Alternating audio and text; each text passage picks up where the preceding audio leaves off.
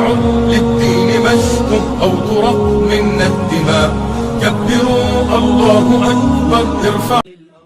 کھانا پکانا، مختلف پکوان کے طریقے دیکھنا اور انہیں پکانے کی کوشش کرنا، مختلف ایپ کو چیک کرنا کہ کہاں کیا سیل چل رہی ہے اور ہمیں کیا خریدنا ہے، گھر کیسے سجانا، گھر کیسے سنوارنا، میک اپ کے طریقے، یہ تو سارا کچھ ہم فون پر چیک کرتے رہتے.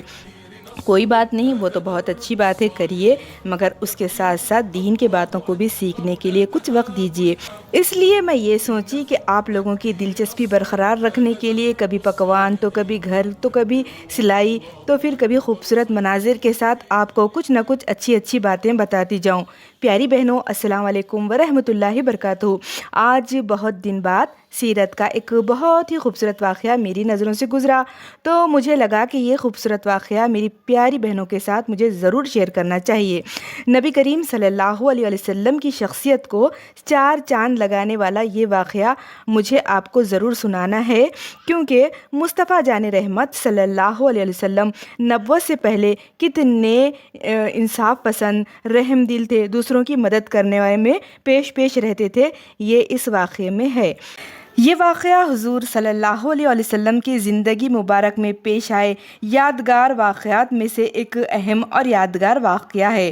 یہ وہ حلف ہے جو آپ نے قریش کے چند خاندان والوں کے ساتھ مل کر لیے تھے. حضور اس میں ایک رکن کے طور پر تھے اور یہ واقعہ نبی کریم کے عمر مبارک کے 20ویں سال کا ہے. ایک دفعہ کیا ہوا کہ قبیلے بنو زبید کا ایک شخص کچھ مال تجارت لے کر مکہ آیا اور اس کی بیٹی بھی اس کے ساتھ تھی. اس تاجر سے اس کا سامان مکے کے مشہور اور مالدار سردار عاص بن وائل نے خرید لیا، لیکن اس نے سینہ زوری کرتے ہوئے اس زبیدی تاجر کی بیٹی کو بھی اپنے قبضے میں لے لیا. اب وہ اجنبی شخص خانہ کعبہ میں آیا اور خانہ کعبہ کا غلاف پکڑ کر بلند آواز سے روتے پیٹتے ہوئے فریاد کرنے لگا، اے شہر مکہ کے شرفا، تمہارے با اثر آدمی عاص بن وائل نے مجھ سے زبردستی میری بیٹی چھین لی ہے.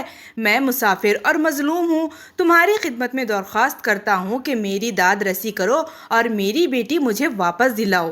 اب آگے ہوا یوں کہ قریش کے نوجوانوں نے جب اس مظلوم کی آہ و پکار سنی تو اللہ سبحانہ تعالیٰ نے ان کے دلوں میں یہ بات ڈال دی کہ مردانگی کا تقاضا یہ ہے کہ اس مسافر کی داد رسی کی جائے. گمان غالب یہ ہے کہ یہ چند نوجوان کے لگ بھگ ہوں گے. نبی کریم صلی اللہ علیہ وسلم بھی ان نوجوانوں میں پیش تھے. جب یہ لوگ اس زبیدی کو اپنے ساتھ لے کر عاص بن وائل کے دروازے پر پہنچے، اسے باہر بلایا گیا اور سب نے یک زبان ہو کر کہا کہ تم نے اس مظلوم پر ظلم کیوں ڈھایا؟ اس ظالم نے کہا کہ میں نے کوئی ظلم نہیں کیا، وہ لڑکی کنیز ہے. جب مال کا سودا کیا تھا تو یہ لڑکی میں نے اس شخص سے خرید لی تھی. عاص بن وائل کا جواب سن کر وفد کے لوگوں نے زبیدی سے وضاحت مانگی تو اس نے کہا کہ خانہ کعبہ کی قسم و تقدس کی قسم، میں نے اپنی لڑکی بیچی نہیں اور نہ ہی وہ کنیز ہے، وہ میری بیٹی ہے. اور اس شخص نے اپنے قوت کے بل بوتے پر زبردستی سے اغوا کر کے اپنے گھر میں ڈال لیا. اس پر وفد کے لوگوں نے سختی کے ساتھ عاص بن وائل سے بات کی. اس بدبخت نے اپنے جرم کا اعتراف کر لیا اور زبیدی کی لڑکی اسے واپس دینا پڑی. اب اس لڑکی کو واپس کرتے وقت بدبخت عاص نے ارکان وفد سے کہا کہ میں کل صبح لڑکی واپس کروں گا، بس تم لوگ مجھے ایک رات اس لڑکی کے ساتھ گزارنے دو. غیرت مند نوجوانوں نے اسے سختی کے ساتھ اس ارادے بد پر شرم دلائی اور کہا کہ یہ ہرگز ممکن نہیں. چنانچہ اسے اپنے شیطانی ارادے پر عمل کرنے کا موقع نہ ملا. زبیدی کی بیٹی اسے واپس دلا دی گئی. اب اس نے اپنی بیٹی کو ساتھ لیا اور اپنے علاقے کی طرف روانہ ہو گیا. جاتے ہوئے وہ اور اس کی بیٹی ان تمام نوجوانوں کو دعائیں دے رہے تھے جنہوں نے ان کی داد رسی کی. یہ بات کتنی سچ ہے کہ مظلوم کی بدوا بھی اور دعا بھی رب کے عرش تک بلا روک ٹوک پہنچ جاتی ہے.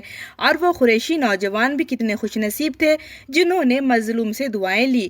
جب اس تنازع کا فیصلہ بحسن خوبی ہو گیا تو وفد کے ارکان میں سے بعض نے مشورہ دیا کہ اس قسم کے واقعات تو یہاں پر وقتاً فوقتاً رونما ہوتے ہی رہتے ہیں، کیا ہی اچھا ہوا کہ ہم آپس میں حلف اٹھائیں کہ ہم ظالم کے مقابلے پر ہر مظلوم کی مدد کریں گے، خواہ وہ کوئی بھی ہو. چنانچہ یہ سب لوگ عبداللہ بن جدعان کے گھر پر اکٹھے ہوئے اور اللہ کے نام پر سب نے حلف اٹھایا، جس کے الفاظ یہ تھے: ہم حلف اٹھاتے ہیں کہ غضب شدہ یعنی کہ چھینے ہوئی چیز مالک کو واپس دلائیں گے اور آج کے بعد کسی پر ظلم کو برداشت نہیں کریں گے۔